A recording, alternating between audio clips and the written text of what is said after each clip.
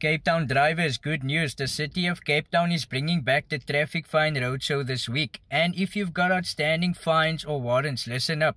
The roadshow kicks off Friday 5 December for a trial run with staff and people who have 20 or more fines. Then it opens to everyone on Saturday 6 December until 12:30. After that, it runs from Monday 8 December to Friday 12 December.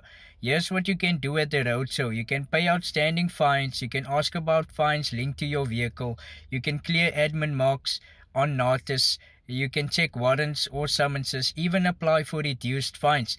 And if you're in the queue at closing time, they'll give you a ticket to jump to the front the next day. So make sure you bring one of these: your SA ID, SA driver's license, SA passport, or traffic register certificate.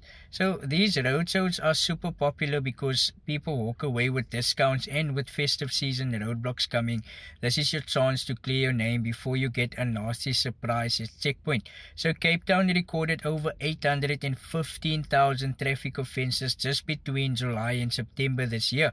So trust me, they are watching. So if you got fines or warrants, go sort it out. Don't risk getting arrested this December. So what do you think of this? Let me know in the comments.